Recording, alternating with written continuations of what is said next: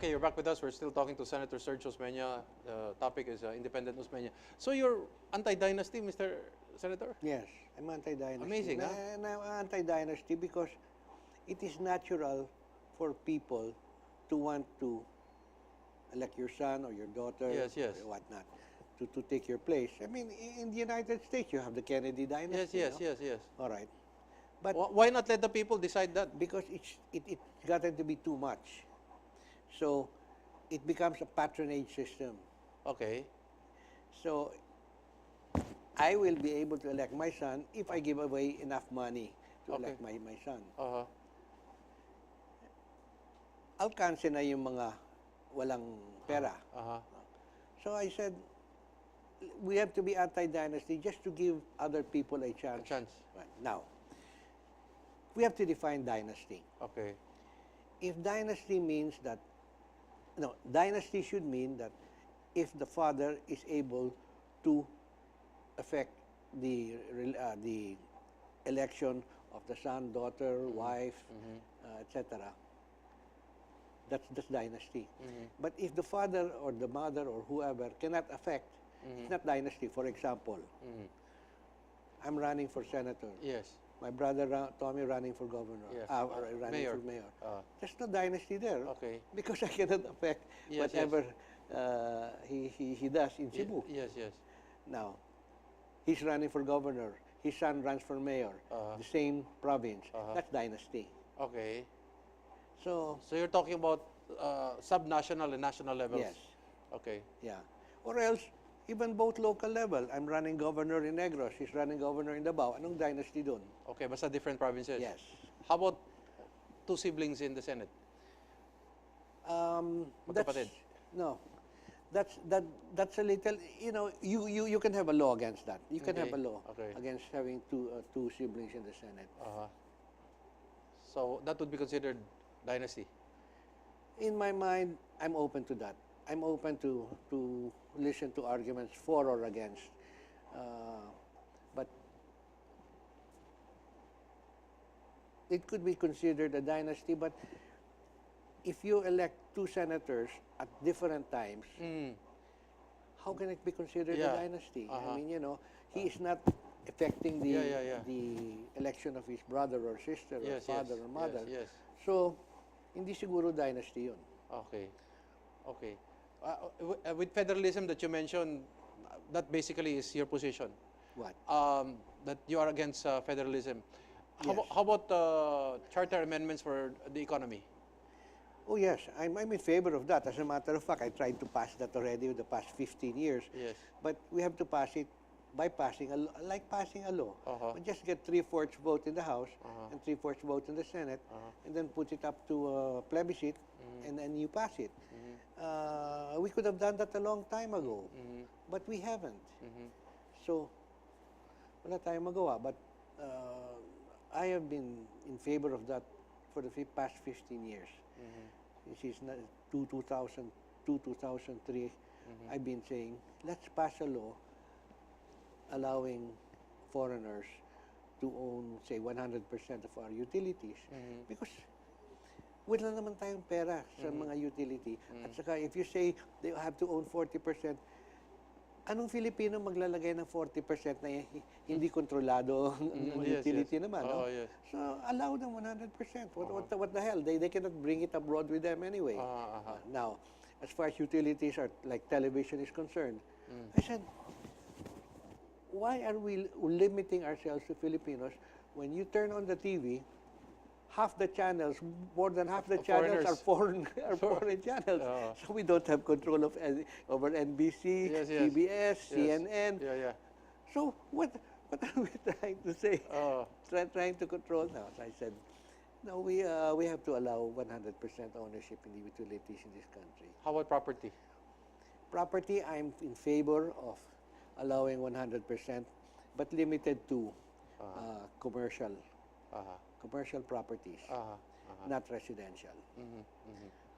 Okay, BBL.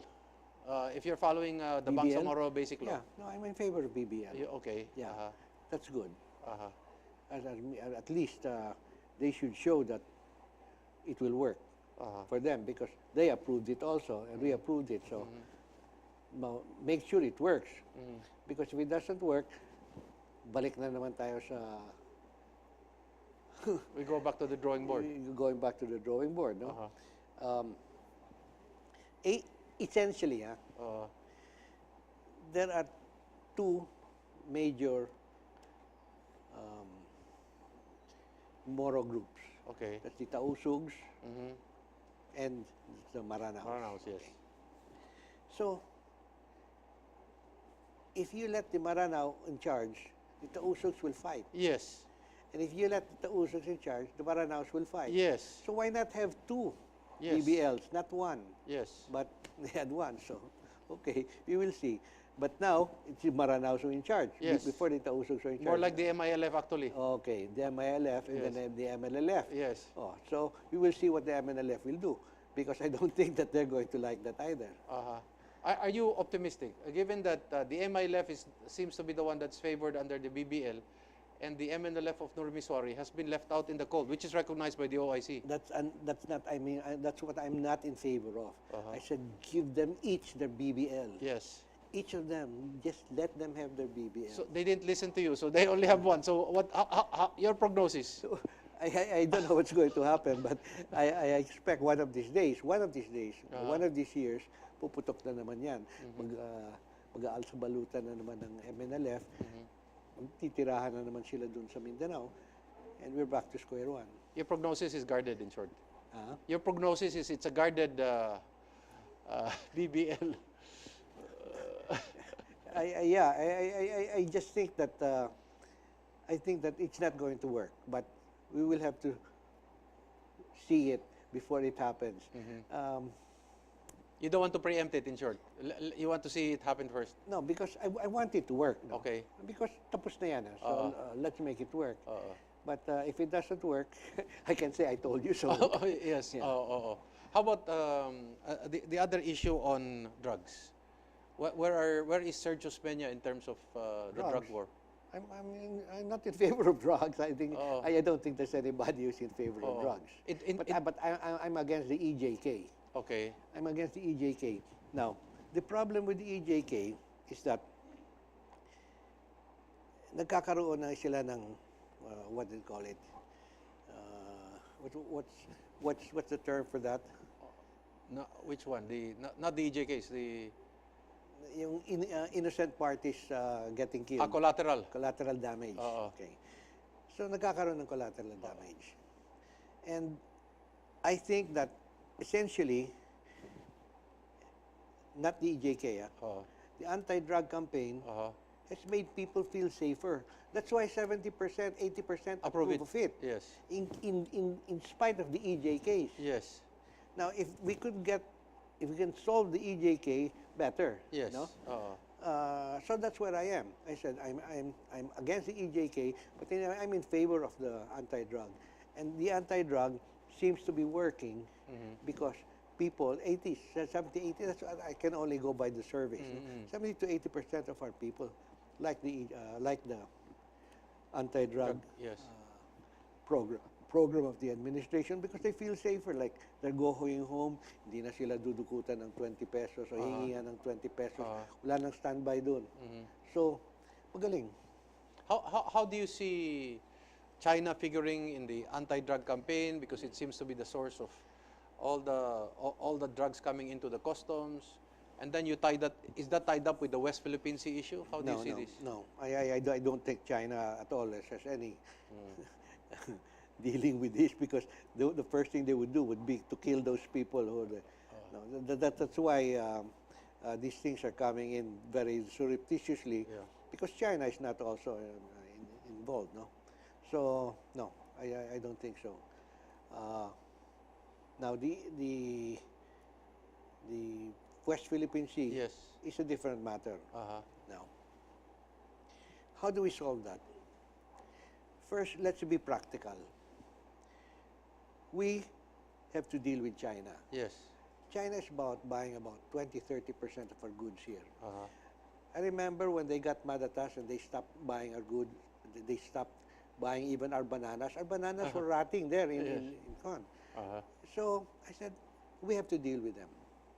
Now, here are islands that they have militarized. Is there anything we could do about militarization? We don't have the guns. We don't even have a boat to reach those islands.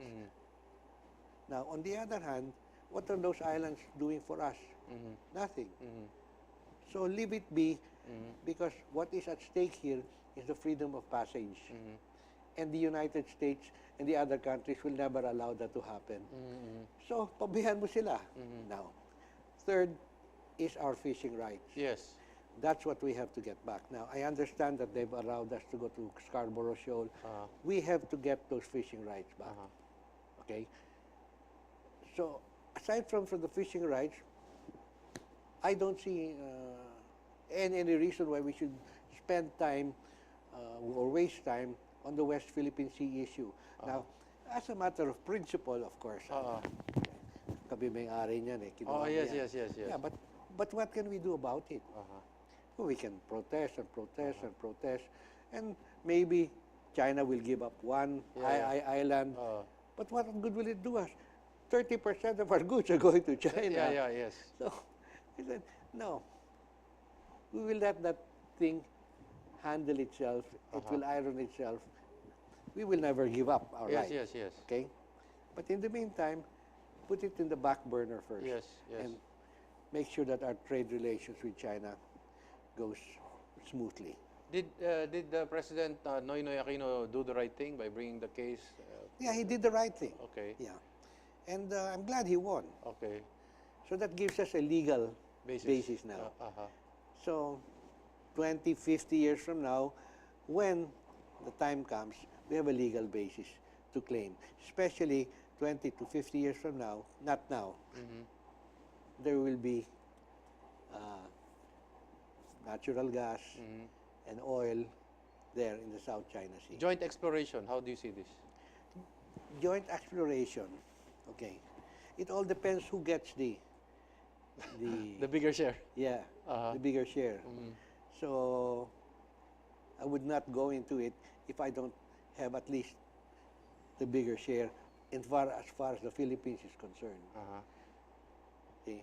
Because joint exploration is, okay, you're a company, here's the Philippines. You go in, we get, say, 30% of whatever you get. If China is there, what will China get the 30%? Hindi pwede joint exploration yan. No? I cannot just be on the commercial side. I have to be also in the side which collects the goods which accrues to the government when you own the property. And who gets that good? If China gets that, there should be no joint exploration. Okay. I'll ask this of you, Mr. Senator, with the last 1 minute. No?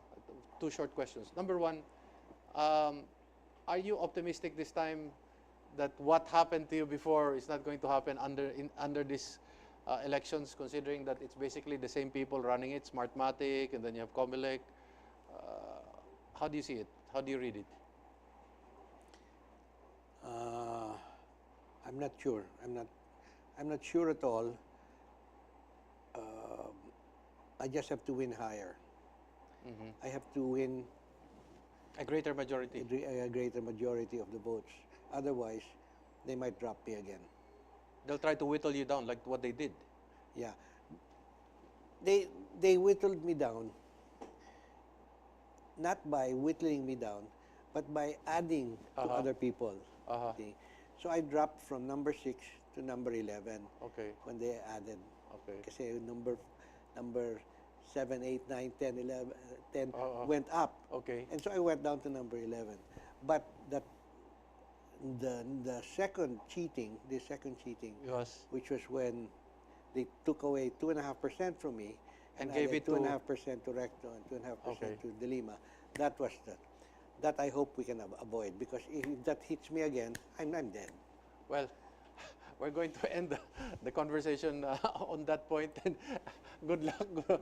Thank you. The very brave, independent Osmeña. We'd like to thank Senator Sergio Osmeña for spending the entire hour with us. Ito po si Eric Espina, palagi nagsasabi, magmasid, makialam, higit sa lahat ay manindigan.